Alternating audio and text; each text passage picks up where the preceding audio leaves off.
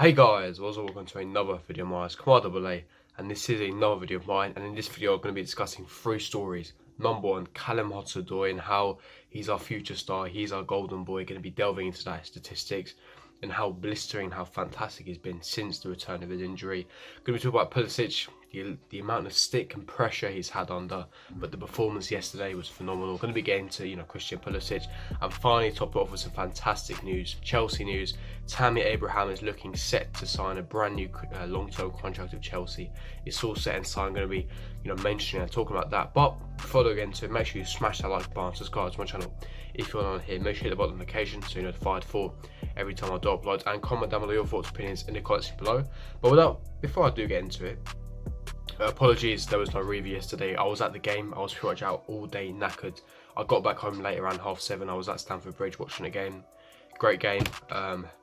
Yes, obviously could have been better, but the trains were screwed. I got back home late and I've been really ill. If you can't notice, my voice is kind of gone. I've got a runny nose, cough, etc. I felt too ill to make a review, so even now, I'm doing my best. I've been resting all day pretty much. So yeah, really want to make this video because obviously for you guys, but also a good talking point video. And without further ado, let's get straight into it. So I'm Callum Hudson-Odoi. For me, he's the closest to an Eden Hazard replacement that we have, 100%. The guy's a top talent. There's a reason why this guy is a world-class talent. He's the second youngest ever player in the Premier League to get 4 assists in 4 consecutive Premier League games. This guy is on fire. And I mean, even yesterday's goal when Alonso scored. And just quickly mentioning Alonso as well, it's just such a typical Alonso performance. Dead, kills the attacks, frustrates his teammates. Not very good at crossing, very good at moving the ball quickly, but then has a fantastic strike off the ball and gets us the winner. Clutch goal as per usual.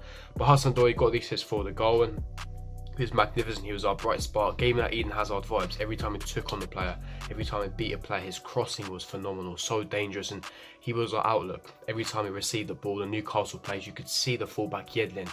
He took a step back because he realised the quality and the strength of Hudson-Odoi. The amount of times he beat his men, left them for dead, nutmegged them, moved the ball, his quick energy, pace to switch it up. Very similar to Eden Hazard style. He learned a lot from him where stop and start quickly, shift it to his stronger right-footed shot. And playing on left wing, it causes a lot of issues for the opponent's fullbacks. Even his crossing, he got to the byline, put in some beautiful, good weighted crosses. But he has variation and quality to his game. He can get to the byline, he can put in a great cross, or he could beat his man, send his man one way, stop and start, shift it to a stronger foot, or cut inside on a stronger right foot.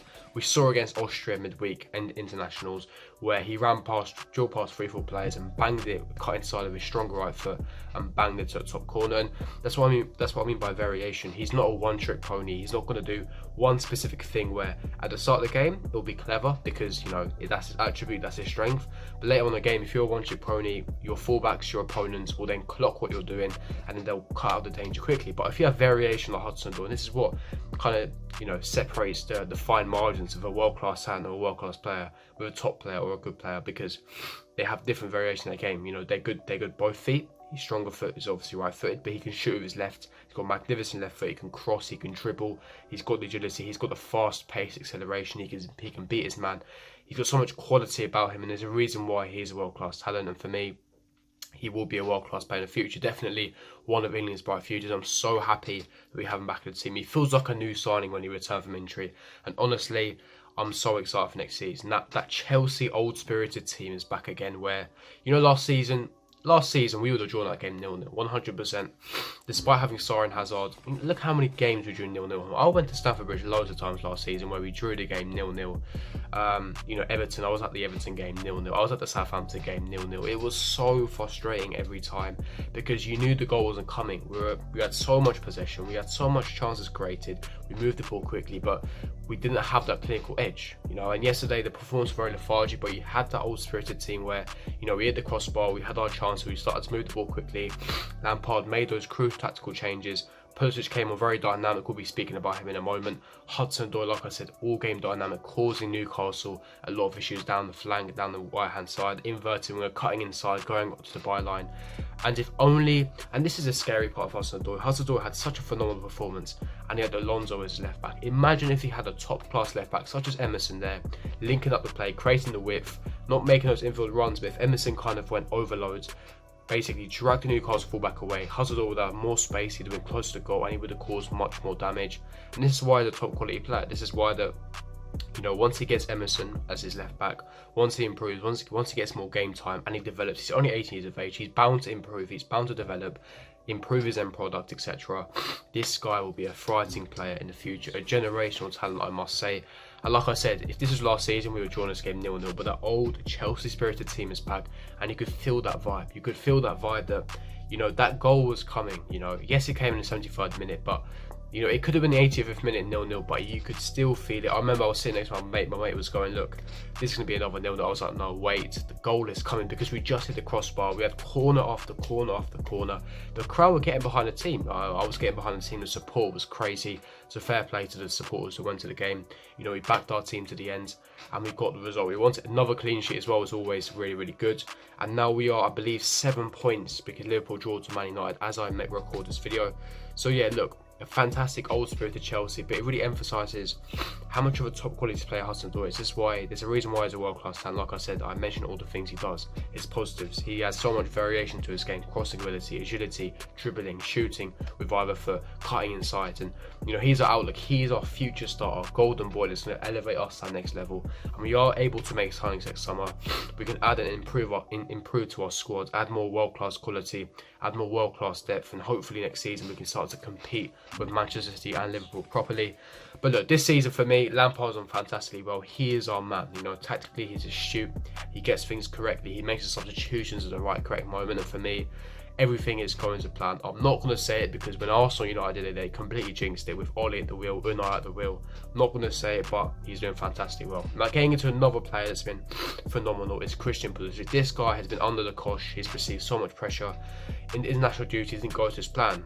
The idea with the USA was to rebuild his confidence and come back to Chelsea more stronger. He's adapting to the Premier League. He needs to train harder, understand tactically what he needs to get from Lampard. Hudson-Odoi did it all of last season, and so Loftus-Cheek. You have to sit there, adapt and learn, and adapt to team, adapt to manage tactics. And the reason why there wasn't any media pressure back then was because they're academy graduates. They didn't cost us anything. The reason why there's so much pressure on Pulisic is because he's a big money signing. He is the Eden Hazard replacement, even though I don't see it as that way. No Chelsea fans should see him as an Eden Hazard replacement. He's never going to be that player. He's not. He's only 20 years of age. He could be a world-class player. He's 20. He's got so much room to develop. His end product's going to improve. He's really good dynamic, agility, pace, etc.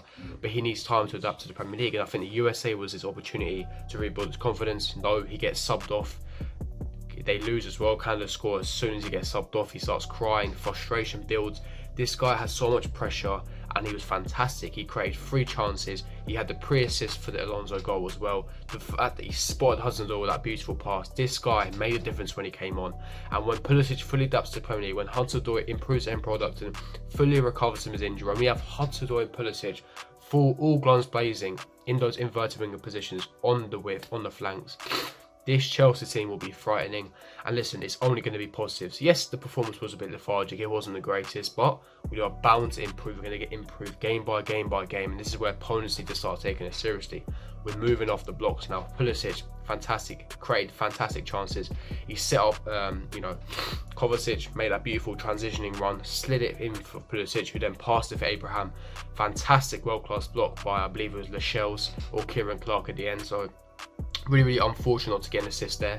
But he was fantastic. We had a really good chance as well. Was a bit off balance, but for me, the way he was dynamic, moving the ball quickly, he made that difference when he came on, and that's what we're looking for. And hopefully he gets more opportunities in the next coming games. We have Ajax on Wednesday. Hopefully we see him get some minutes there. But finally, getting into the last piece of Chelsea transfer news, that is Tammy Abraham. Tammy Abraham has looked to set to sign a brand new long-term contract with Chelsea. Fabrizio Romano on Twitter, very, very reliable journalist, reported that now it's all set. His agent has had talks with the club, and he will be signing a brand new 5-year contract with the club. And yeah, fantastic news. More more and more positive news for Chelsea. And, you know, we have that positive vibe. That's what we need. But leave me your thoughts in the comments below. Are you happy that Tammy Abraham is signing a long-term contract? Could he be our future star, our future world-class striker? And your thoughts on Pulisic'S performance yesterday and Callum Hudson-Odoi. Could he be our golden boy? Is he going to be our future star? Leave me your thoughts in the comments below. If you did enjoy this video, don't forget to smash that like button, subscribe to my channel. If you're not on here, make sure you hit the bell notification so you're notified for every time I upload. And I'll see you guys for the next video. Peace.